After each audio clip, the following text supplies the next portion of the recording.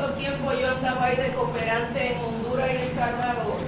Y de verdad que tenemos una joya en República Dominicana. Brenny Mendoza de verdad es una de las teóricas más conocidas en Honduras y a nivel internacional. Y ha hecho un trabajo espectacular de reflexiones. Yo aprendí mucho en 1996 en esa serie de jornadas con ella en Honduras. En función de eso, que parte de los trabajos que hacíamos con Brenny en ese momento era como puntualizar cuáles habían sido los aportes de esos feminismos en la llamada ola feminista de los 60, de los 70, de los 80, que situaste bastante bien como los aportes centrales de cada uno de esos momentos y de esos feminismos. Me gustaría preguntarte y preguntarle de paso a las tres, en función de todas esas corrientes y de esa ola que se han situado bastante bien a través de los años, de esos aportes centrales que han hecho esos feminismos, ¿cuál es la diferencia central? Si nosotros pudiéramos ubicar un aporte central del feminismo descolonial en este momento, a 50 años, por ejemplo, de esas reflexiones y de esa ola, después de esos 50 años de los años 60, 70, 2010 hacia el 2020, ¿cuál es la novedad, el aporte central que nos trae el feminismo descolonial? Turnos. Hola. Este ejercicio de compartir que hacen las compañeras de ELSA. Está apagado, está apagado. Está apagado. Ya ahí lo Ay, pienso. soy muy tímida. Con el micro. No, feliz y muchas gracias por compartir todos los saberes que ustedes tienen. Yo quería hacer una pregunta también con esa línea, pero un poco más como en el hoy en día, porque me quedé con esa reflexión de cuáles son los retos que tenemos y más esa tendencia de reconocer las interseccionalidades. Quería saber qué piensan ustedes de esas interseccionalidades, de reconocer el tema de la espiritualidad de la mujer racializada. Si ustedes han contemplado dentro de sus reflexiones el tema de la espiritualidad de la mujer polarizada y cómo retomarlo desde toda esa analítica del feminismo decolonial, ¿no? El poder ser espiritual, el poder ser femenino. Y también yo quería preguntarles desde el enfoque del feminismo decolonial y autónomo, ¿qué tipo de explicación o análisis le están dando a la crisis actual del norte global y cómo eso está impactando a nosotras las mujeres del sur? Porque está generando hay una movilización y movilidades, ¿no? Principalmente nuevas categorías de ciudadanías, nuevas categorías sociales, y también está generando nuevas dinámicas de poder generacionales, intergeneracionales, laborales, otras dinámicas del trabajo, otra represión y depreciación de la fuerza laboral, principalmente de las mujeres jóvenes negras, y todo este sobredimensionamiento del valor del academicismo, ¿no? Como que hay como todas unas cuestiones de opresión, de otras fórmulas de opresión que se están creando a partir de esta nueva crisis, ¿no? Que mucha gente dice que no es una crisis, sino que es una confusión por la crisis siempre ha estado. Entonces, como dentro de toda esta confusión hay nuevas relaciones de poder que también está impactando las relaciones personales y interpersonales que hablaba Ochi. Entonces yo quería como un poco la crisis, cómo ustedes la ven, cómo la explican y cómo la han sentido desde esta crisis. Hija amada, María. Sí, buena. Bueno, yo también estoy conociendo las reflexiones de ustedes, el trabajo que ustedes han presentado hoy. Además, la oportunidad de poder estar con dos amigas, no viejas, sino viejas en la mitad. De mucho tiempo. Sí, yo de aquí, esta de aquí, particularmente, me gustaría saber si, bueno, en el feminismo decolonial, han estudiado la relación que existía entre los esclavizados y las esclavizadas, o sea, la relación, vamos a decir, heterogénea, porque como se visualiza o la explicación, la percepción que explica el feminismo, como tú le llamaste, el feminismo clásico, es una percepción de la mujer débil, la mujer en lo privado, pero es como la forma de explicar lo que es la desigualdad y lo que es la marginalidad de la mujer. Entonces, al tú decir que hay otra, yo me pregunto, no hubo una diferenciación entre lo que era la mujer esclavizada y el esclavizado. ¿Algún turno más? Yaneli. Te paso el micrófono.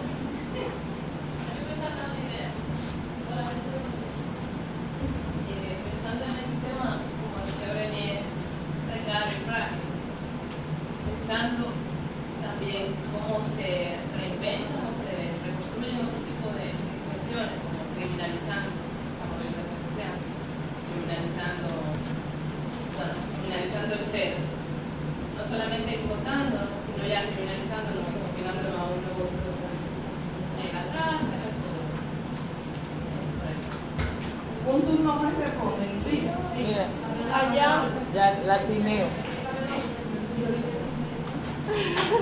dale todo, dale. Que hablen todo. Allá, que venga después te pasamos. Gracias y qué bueno reencontrarnos después de un tiempecito largo y corto. Mi pregunta va para Auchi. Cuando terminabas hablaba de los movimientos. Me extrañó un poco que no, porque hablaste inclusive de un nuevo mirar África, Asia, que no vi en esa parte como es todo el movimiento ahora no olvide el tema que se Afro. no en Egipto cuando se dio todo el movimiento La primavera. y sobre todo cómo nos insertamos, cómo nos vemos dentro de las nuevas redes sociales y la tecnología, porque es una nueva forma de comunicarnos, que cómo la vemos desde ahí, cómo aprovechamos ese espacio, porque todavía las tecnologías nos siguen viendo dentro de un marco muy limitado. Entonces, en esa nueva lectura, cómo nos reinsertamos en este proceso de redes sociales. Hola, a mí me interesa de las reflexiones que estamos teniendo, a mí me interesa ver cómo ustedes están pensando y reflexionando por todas las categorías que tienen que ver con la epistemología de lo generacional, que yo creo que es un debate interesante en el sur, de nuestros sures, y que es un diálogo que el feminismo le ha costado mucho en su trayectoria reflexiva. Y bueno, para mí me significa mucho, por ejemplo, todo el tema de la colonialidad del poder, atravesada por toda la cuestión de las edades y cómo eso tiene una significación en toda la lógica de la opresión. Creo que eso como ustedes lo están procesando, porque me encantaría encontrar feminismo con el cual conversar sobre eso. Eso es una. Y la otra, se me olvidó.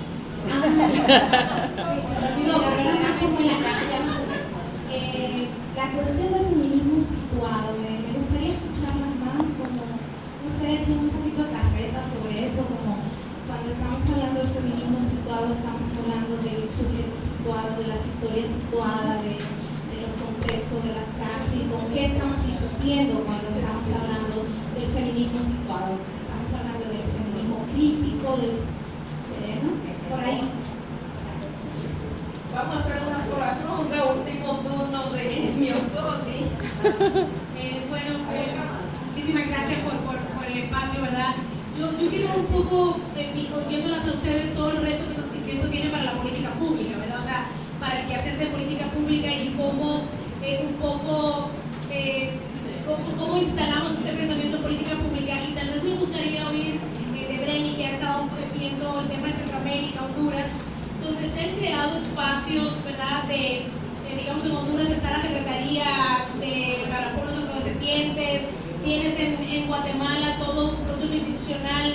de pueblos indígenas, ¿verdad? ¿Hasta qué punto, y no sé si de la experiencia de Brasil, si tienen algún tipo de estudio o conocimiento de si esto, de estos países como Brasil, Honduras, Guatemala, que de alguna manera tienen un proceder institucional diferente, están retomando algún tipo de conceptos para las políticas públicas que están haciendo, o sea, y para el quehacer, donde están de alguna manera trabajando, diríamos, por lo menos que se oye, de un espacio totalmente como diferente. Entonces, o sea, ¿hay alguna experiencia de que algunos espacios de estos institucionales estén pensando en la política pública de una forma diferente a la que está instalada, ¿verdad? Y que obviamente, como decía Ochi, es el tema del colonialismo continuo, que simplemente se reinventa y se reinventa a la par del capitalismo, ¿no? Porque el capitalismo se reinventa y por tanto permea sus instituciones y las va reinventando y las va condicionando.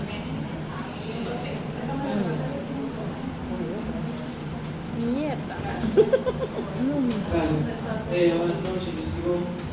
En el contexto que a mí me llama mucho la atención es la inquietud que tengo sobre la realidad de hoy.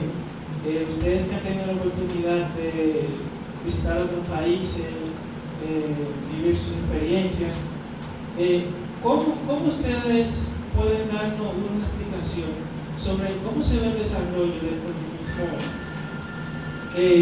internacional, pero adaptándolo a la realidad dominicana? ¿Cómo ustedes ven el crecimiento o el deterioro, las sugerencias que ustedes nos podrían dar para que, o sea, las mujeres tengan un espacio de mayor incidencia en nuestra sociedad? Las últimas prácticas que se están dando, ella una clara realidad de que no tienen el mismo posicionamiento, y eso como persona me preocupa, porque no entiendo, no veo la razón para que deba haber un apartheid por el sexo. La integración de la mujer, yo quiero que eso se vea, o sea, que sea una realidad, no un espejismo. No quiero verme, quiero vivir. Gracias. Bien, Yo quiero hacer un comentario porque me da pena por el tiempo. Pero algo que la compañera Brendy decía y que viene un poco con lo que Ochi y Yudeki han estado explicando, que me llamó la atención, sobre todo por la situación que estamos viviendo ahora, como es lo del capitalismo como resultado de la colonización y la nueva reintroducción de la esclavitud, la nueva esclavitud del trabajo forzado, del indocumentado, que ahorita hacía yo el comentario, y un poco lo que más bien el capitalismo mismo, el neoliberalismo, están disfrutando de todo esto. Traigo esto a colación por lo del Tribunal Constitucional de nuestro país, por todas esas reformas que se han estado haciendo en Estados Unidos y que se tratan de hacer, que tú nunca ves que terminan de hacerse, pero tú nunca ves que sacan a los inmigrantes de los países, porque todos estos sistemas se han beneficiado de los inmigrantes dentro de los países. Y aquí ahora mismo con este problema del Tribunal Constitucional lo estamos viendo, toda esta vagabundería que está sucediendo, pero nunca vamos a oír ni vamos a ver que sacan a todos los haitianos del país, no, porque se benefician totalmente de todas estas situaciones, y por eso aquí en este país se ven todos estos problemas, parte del racismo, el clasismo y todo eso, pero no tenemos tiempo, hace falta otro momento para trabajar con eso. Oye, pero si lo sacan.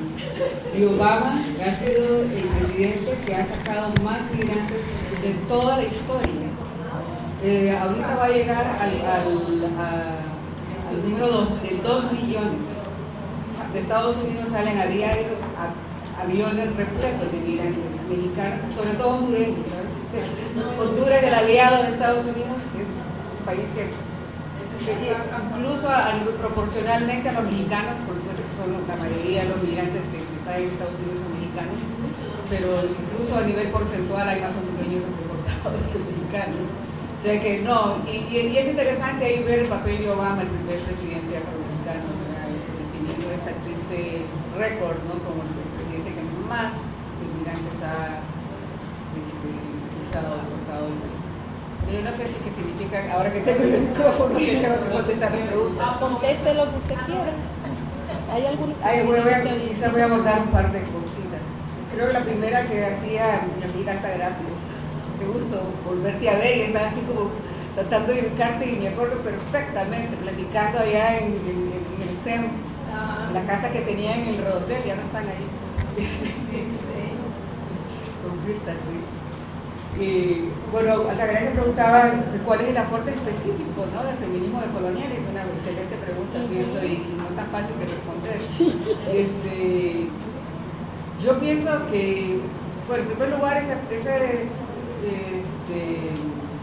está en construcción, el feminismo decolonial. Es una teoría en construcción que realmente está desarrollando sus conceptos. Pero yo creo que el aporte específico tiene que ver con su fundamentación en el giro decolonial, porque el giro decolonial es la primera teoría que se desarrolla en la cual hay una reinterpretación de la historia mundial y en el cual se inserta América Latina. Hay una tendencia generalmente de omitir a América Latina de todos los procesos mundiales, sociales. Primero se omite España y en consecuencia pues, se omite América Latina, ¿no?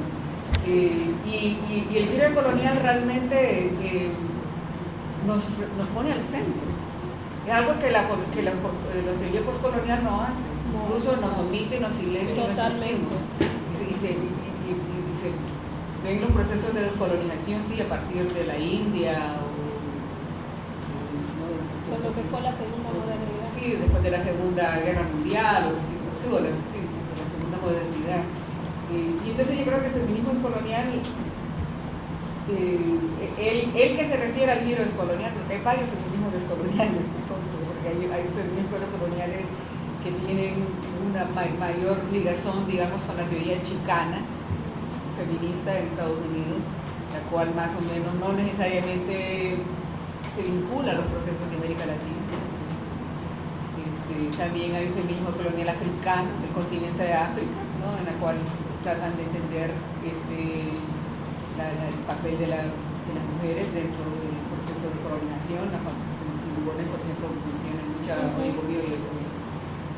Oyegumi. O sea que hay varias tendencias, pero para nosotros en América Latina es esta como vertiente, esta crítica feminista a estos teóricos del giro descolonial, en la cual estamos recuperando, no solo reinsertando, sino que se está pudiendo hacer una reinterpretación del giro descolonial al ver el papel del género, ¿no?, en la colonialidad y el poder, por ejemplo, del sistema moderno político. Creo que ese para mí es uno de los el aporte específico, ¿no?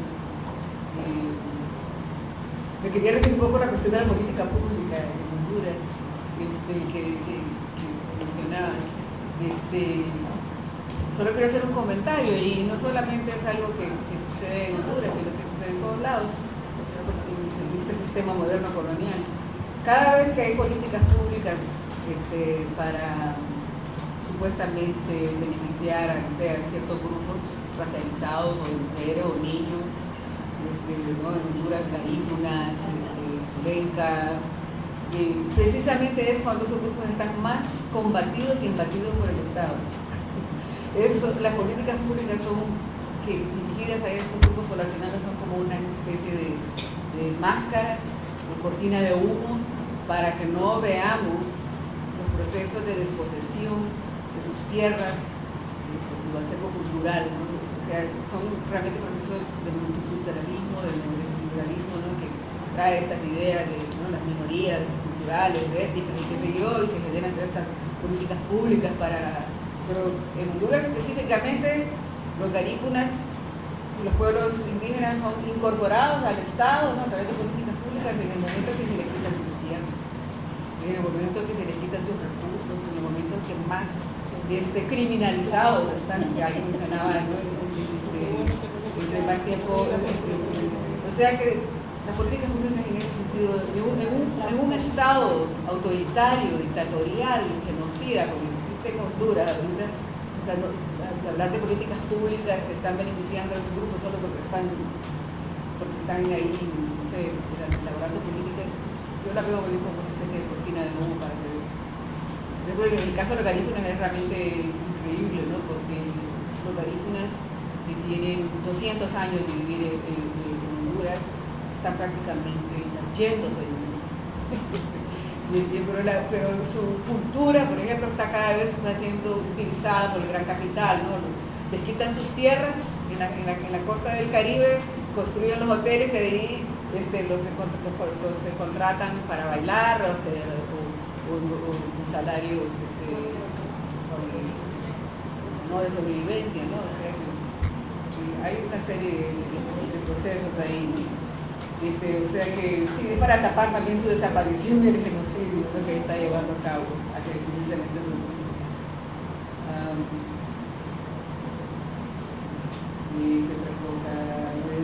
Bueno, la cuestión de la criminalización yo creo que es muy importante eso, la ley, el papel que juega la ley en la disposición es muy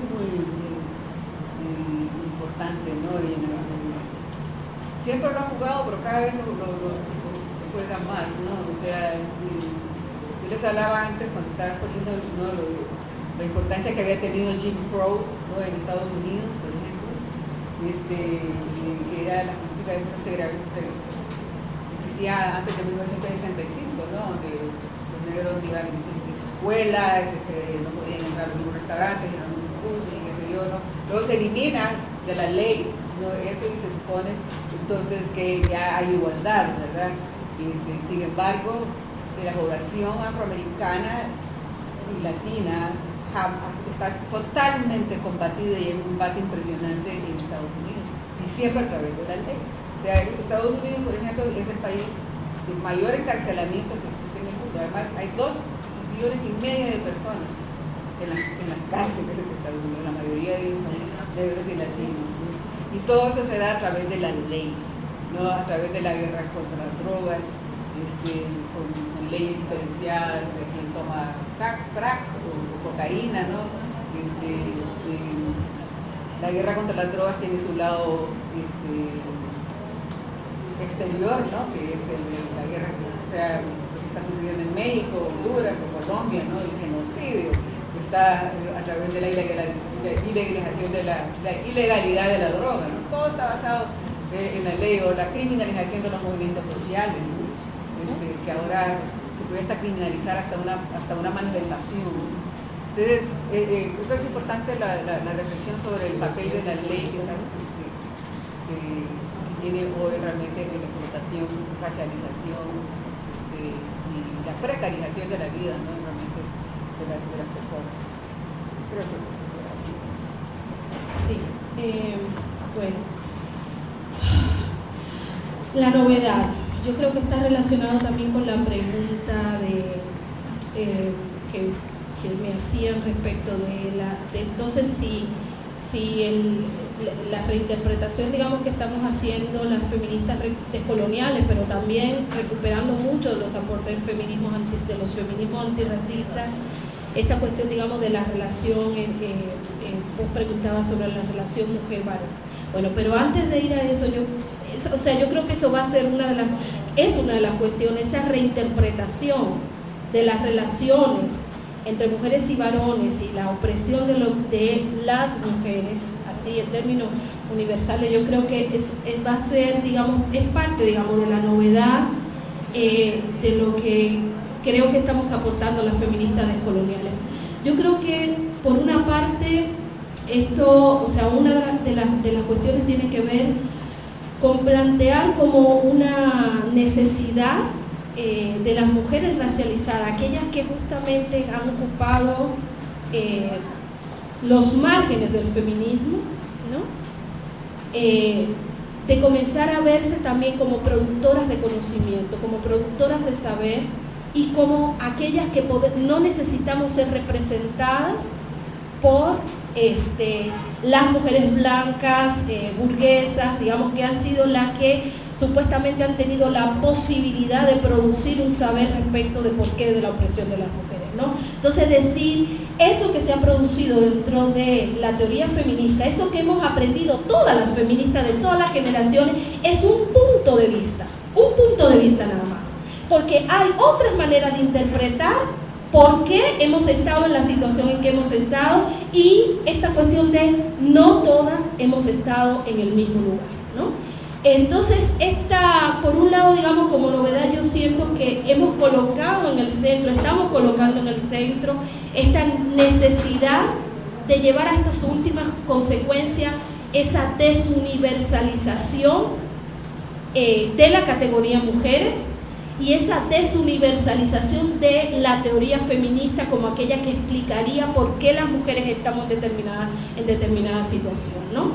Eso por un lado, creo que son parte, o sea, si una pudiera resumir y dónde está lo novedoso, yo creo que tiene que ver con eso.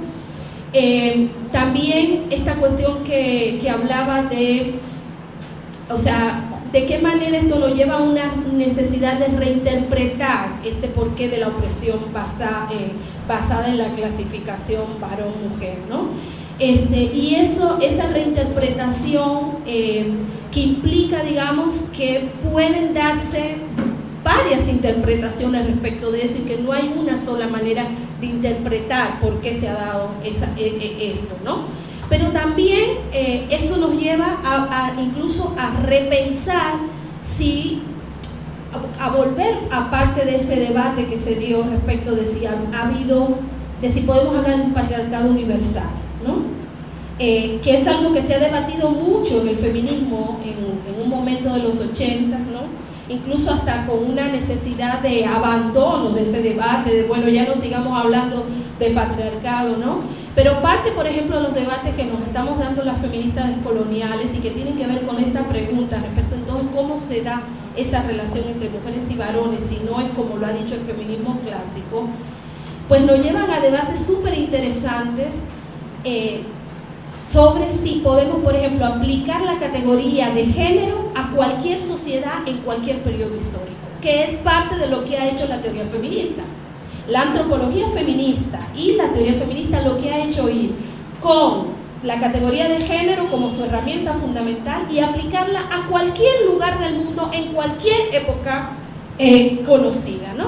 Y una de las cuestiones que estamos diciendo y que pone en cuestión esto es, bueno, así como yo no puedo, por ejemplo, aplicar la categoría de clase a cualquier época o periodo histórico de la humanidad, es posible aplicar la categoría de género a cualquier época, a cualquier cultura, en cualquier periodo de la historia. Yo creo que lo que estamos diciendo es que no, estamos relativizando eso y estamos diciendo es necesario entonces repensar mucho de lo que la propia teoría feminista ha construido, ¿no? Y ese repensar además y ahí yo lo quisiera conectar con esto que preguntaba Janet sobre qué significa esto de un feminismo situado, ¿no? ¿Qué significa situar el feminismo? Significa pensar siempre geopolíticamente, pensar históricamente esta cuestión de las mujeres, porque este problema del esencialismo que ha sido tan atacado a final de los 90 en Europa y en Estados Unidos y que llega más tarde a América Latina, tiene que ver justamente con esta cuestión, ¿no? De que al final, a pesar de que hemos hecho esta división de bueno, el sexo es natural y el género es cultural, pues termina siendo prácticamente lo mismo, porque siempre, lo que la teoría feminista ha hecho es justamente, mientras por una parte intentaba explicar cómo el género pues cambiaba de una cultura a otra, pues se ha mantenido esta idea de que siempre ha existido una idea de mujer y una idea de varón, por ejemplo. Una de las preguntas que nos hacemos las feministas descoloniales es, ¿podemos siempre pensar que ha existido esta clasificación humana en términos de un cuerpo leído como sexualmente constituido, o un sexo que además se lee dicotómicamente? No sé, un sexo femenino, un sexo masculino. ¿Siempre ha existido esta manera de pensar el cuerpo, por ejemplo? Es una pregunta, por ejemplo, que nosotras estamos dando los debates sobre eso, ¿no? Porque nosotras, por ejemplo, las feministas europeas han construido muy bien su historia de cómo nace y se produce el patriarcado en Europa. Lo que ha hecho esta dependencia epistemológica, esta dependencia teórica que hemos tenido en los feminismos producidos en el norte, es que eso que las feministas europeas y blancas han estudiado en sus propias tierras, lo hemos aplicado a cualquier, o sea, al tercer mundo, a cualquier país, ¿no? A cualquier historia. Falta, digamos, una lectura propia, digamos, de comenzar a construir nuestras propias genealogías, por ejemplo. ¿Qué implica repensar América? No desde el punto de vista como ha sido producido esta historia eurocéntrica, como Europa ha pensado América, sino cómo sería repensar América en otros términos, por ejemplo. ¿Cómo entonces, qué implicaría eso y qué repercusiones tendría para poder explicar la propia situación, en este caso contemporánea, por ejemplo, de las mujeres en América Latina y su relación con los varones, ¿no? Y sobre todo en términos pasados, digamos, por estos procesos de racialización. Pensar estos procesos de racialización y de producción del género no como algo también que se quedó allá, sino que muchas de las feministas descoloniales, y por eso yo mencionaba en un momento a Silvia Rivera Cusicanqui, pues ella está pensando, por ejemplo, Bolivia y el altiplano, y está viendo cómo en los 70 todavía se está expandiendo esta idea de cómo Europa ha pensado el cuerpo y cómo ha dividido el cuerpo en masculino y femenino, y eso lo ha llevado a las comunidades a través de las políticas desarrollistas o las feministas intentando ir a salvar a las mujeres que estaban en sectores apartados, digamos, del Estado-Nación en Bolivia. Y ella lo que dice, en realidad, ella concluye, por ejemplo, la idea, por ejemplo, de derechos humanos, que ella también es muy crítica a eso, la idea de derechos humanos y la idea de mujer, tal cual la ha concebido Occidente, han sido parte conjunta de los procesos de occidentalización de nuestras comunidades, ¿no? Entonces, ahí hay toda una cuestión de volver a revisar, volver a mirar con nuevos ojos todo esto que hemos aprendido, pero que no hemos producido nosotras, porque ha sido importado, son teorías importadas. Entonces ahí hay un elemento que yo pienso que es muy, muy potente, que tiene que ver con comenzarnos a ver realmente como productoras de saber, como una serie de gente que puede producir un saber sobre sí misma y repensarse a la luz, digamos, de todas estas críticas. Eso yo pienso que es quizá una de las cosas más potentes que tendría tanto el giro descolonial como el feminismo descolonial. Yo creo que, Tata, el mismo hecho de pensar nosotras que existían olas continuas en el feminismo, ya eso es colonialidad. Porque entonces empezamos una historia del feminismo a partir de Europa, es decir, Olimpiada de Bush, el sufragismo, cuando probablemente, por ejemplo, las feministas comunitarias de Bolivia están planteando un concepto que, aunque podemos estar en parte de acuerdo y en parte no, están proponiendo el entronque del patriarcado. Eso quiere decir que ellas reconocen en comunidades antes de la colonización que hubo patriarcado, porque hay todo un debate que si el patriarcado llegó con la colonización. Obviamente no eran los términos que las feministas eurocéntricas han planteado, digamos, el patriarcado. Eso es muy interesante porque probablemente estemos hablando de relaciones de género antes de la colonización distintas, o estamos haciendo anacronismo, digamos, que traemos una serie de conceptos y se lo aplicamos, entonces decimos, no, estos fueron solamente las blancas que trajeron esta vaina. Eso significaba entonces que había luchas de mujeres indígenas antes de la colonización, incluso la coetaneidad de los tiempos, es decir, probablemente en el mismo momento que en el sufragismo, se estaba dando el sufragismo en Europa, aquí en esto Abya Yala, se estaba dando también lucha de las mujeres. Entonces, por ejemplo, una de las primeras cosas que empieza a cuestionar el feminismo descolonial es cómo es que construimos la historia feminista.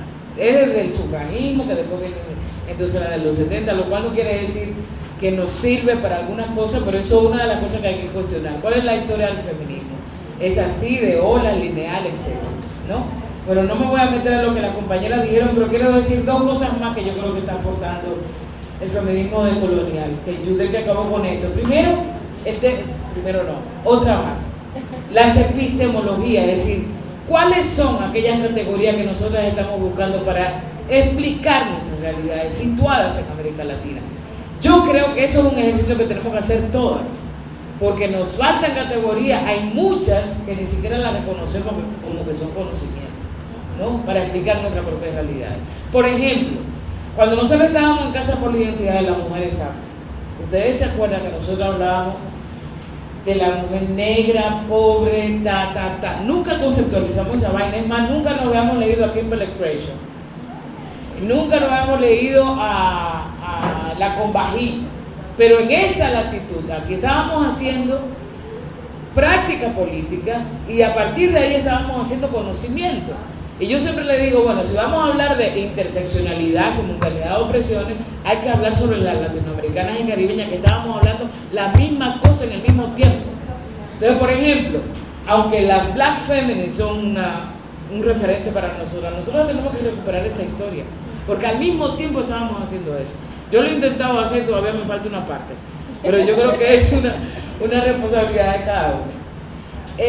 Y la otra cosa que yo creo que hace el feminismo decolonial es que esa separación de corrientes políticas, que además eso no solamente es un asunto teórico, sino cómo hacemos la práctica política, que las afros allá, que las lesbianas allá, que no sé qué, nosotros tratamos de recuperar lo mejor de cada una, lo mejor en términos críticos, quiero decir. ¿Qué aporta el lesbianismo feminista para entender el régimen heterosexual, que no solamente es si a mí me gusta o no acostarme con una mujer, sino que hay un régimen político? Y bueno, que yo lo desarrollo bastante bien en el libro que hice. O sea, entender eso significa que podemos hacer una serie de coaliciones, lesbianas o no lesbianas, porque el régimen nos atraviesa en la lógica de la familia, en cómo la ley te controla la subjetividad de los cuerpos, las emociones, cómo el matrimonio es un contrato y un pacto sexual, heterosexual, además de social, ¿entiendes? Entonces eso nos permite hacer eso. Las Black Feminists, la crítica marxista, es decir, yo creo que el feminismo decolonial tiene la potencialidad de empezar a buscar todo eso que nos sirve, digamos, para leer este continente y sobre todo para actuar en el continente, porque esto ahora estamos haciendo un ejercicio académico, pero cuando vayamos allá afuera a nuestras organizaciones, colectivos, lo que sea, ¿qué es lo que vamos a hacer con eso? Y que yo creo que lo que está potenciando es que la acción política tiene que ser de otra manera. Y eso va, entonces, voy a articularlo de política pública. Yo creo que Brady lo planteó muy bien. Si empezamos a hablar, si empezamos a interpretar la historia de otra manera, tenemos que saber que el Estado moderno es un producto de la colonialidad. Si eso es así, y obviamente es la paradoja de vivir en estos estados, en estos países, digamos, que han sido colonizados, la pregunta sería, bueno, ¿qué hacemos desde una postura decolonial? No luchamos por la política pública, no vamos a luchar en términos con el Estado para que nos reconozca una serie de cosas. Eso tiene la paradoja, el pacto que dice Breni, que es, digamos, complicado. Porque primero, a nosotras todas, primero nos hicieron mujeres, la opresión, el patriarcado fue lo que nos hizo mujeres, el racismo fue lo que nos hizo negras. Esa diferencia es un producto. Si eso lo analizamos así, es decir, que lo negro ha sido una propuesta colonial, material, simbólica, cultural, económica, ¿no? Entonces, ¿cómo es? Sería la pregunta, ¿cómo es que entonces nos vamos a colocar como negras, como mujeres, como para demandar a un Estado que de alguna manera es quien no hace eso? Eso es un temazo, ¿no? Eso es un temazo, porque eso significaría entonces que tendríamos que tener decolonialmente otra propuesta de organización social, que ahí es que queremos llegar, ¿no? Ahí queremos llegar. Que no lo tenemos resuelto, no, porque tampoco esto, o sea, no, esto es complicado, ¿no? Pero es la gran paradoja, porque al mismo tiempo tú le estás pagando al Estado para que te dé un servicio público. Por ejemplo, yo, feminista decolonial, ahora en Colombia estoy luchando por la universidad pública. ¿Entiendes? Esas son las grandes tensiones que vamos haciendo, pero yo creo que tenemos que avanzar. Yo creo que Breno lo explicó bastante bien lo que significa en estos países la política pública. Y además hay otra cosa que quiero agregar, y es un concepto que utiliza bastante bien María Lugones sobre multiculturalismo ornamental, ¿Qué es lo que ella dice? Claro, incluyen, porque además es incluyen significa que hay un modelo al que tú tienes que incluir, ¿no? O sea, el modelo ya sabemos, moderno, heteropatriarcal, sexista, racista, etcétera, ¿no? O sea, la política de inclusión es eso. Hay un modelo que entonces la diferencia colonial, que son mujeres, negras, lesbianas, etcétera, se tienen que incluir. Esa es la primera cosa que tendríamos que cuestionar desde ese lugar. Pero además, a partir de los 90, en la mayoría de los países latinoamericanos y caribeños empezó a cambiar. La nación homogénea, que venía dado por el mestizaje, donde se supone que todos éramos mestizos, ¿no? Negando las poblaciones negras e indígenas, y ahora incluye a los afros y a los indígenas. ¿Cómo los incluye? Como una diferencia colonial. Es decir, el Estado nunca te va a decir, no, yo voy a hacer que el racismo desaparezca, porque necesita del racismo para funcionar. Yo voy a hacer que el sexismo o el heteropatriarcado desaparezca. No, no lo va a hacer, al contrario. Las parejas lesbianas y gays están buscando matrimonio igualitario. Es decir, lo que le permite el Estado como un pacto social. Entonces, esas son unas grandes paradojas que nosotras y las que queremos transformar este mundo, por supuesto, nos tenemos que dar no solamente la discusión, sino como políticamente vamos a actuar sobre eso, ¿no? Y la otra cosa que quería sobre las redes sociales que decía Gladys, yo creo que eso es un tema para mí, de hecho estaba hablando de eso con una compañera ahorita, cómo es que se está produciendo ahora la acción colectiva. Yo no estoy diciendo que toda la acción colectiva sea igual en todos lados, pero hay maneras distintas que se está manifestando la acción colectiva. Ya no era como hacíamos en identidad, que todos los viernes nos reuníamos, nos veíamos la cara, no sé qué. La gente no tiene tiempo para esa vaina. ¿Sabes por qué? Por el pluriempleo, que es otra de las exposiciones que decía bien en torno a la crisis. O sea, para nosotros sobrevivir, por lo menos esta generación, necesitamos más de un empleo, que además no son empleos, son contratos, son consultoritas, son tallercitos, para eso, y la gente no tiene tiempo. Y resulta que viene la tecnología de las redes sociales. Eso tiene la ventaja. Yo creo que la tecnología es un instrumento que tú puedes utilizar para bien y para mal. Es jodido porque está controlado por la CIA, si no lo saben. Pero bueno, ya está controlado, estamos todo el mundo. Pero había que preguntarse, porque por ejemplo, cuando se dice la primavera árabe, que fue motivada por las redes sociales, eso no es cierto. Más bien, tiene una parte de cierto. Lo de Egipto, o sea, lo que pasa con la primavera árabe, que no solamente fue Egipto, además. No, había condiciones previas para que eso pasara. ¿Entiendes? Como pasó en Brasil ahora con la manifestación. O sea, las redes sociales empiezan a ayudar, a movilizar, pero cuidado, esas movilizaciones son puntuales. Ese es el problema. Ahí no hay ningún proyecto político. De hecho, parte de la discusión de Brasil ahora fue lo que pasó con la vaina del Busí. Salieron los pobres que estaban, digamos, luchando para que no les subieran el pasaje, pero también salió la derecha. ¿Me entiendes? Entonces, ahí tenemos que ver en estas manifestaciones que son muy chéveres, de un día para otro, todo el mundo el cacerolazo, te lo digo porque yo pasé una semana tocando en una batucada feminista que tenemos, todas las noches, eso, genial. A la semana, esa vaina vuelve otra vez y te dice, bueno, ¿qué va a pasar? Entonces, yo sí creo que todavía necesitamos de las redes sociales, pero del proceso, digamos, mucho más a largo plazo, con proyectos políticos claros. Sí. Sí, déjeme terminar y ya para... Sí, yo creo que hay que utilizar todas las herramientas posibles, pero siempre y cuando tengamos los proyectos políticos claros, porque si no, ¿para qué? La derecha también usa el Facebook, ¿me entiendes? Y por último, sobre el feminismo dominicano, me pregunta el compañero, pues es una respuesta compleja, ya yo no vivo aquí, yo siempre trato de enterarme, trato de estar aquí siempre, pero yo creo que las compañeras que están aquí son las que tienen que responder, las que están situadas, digamos, en esta geografía. Muchas gracias.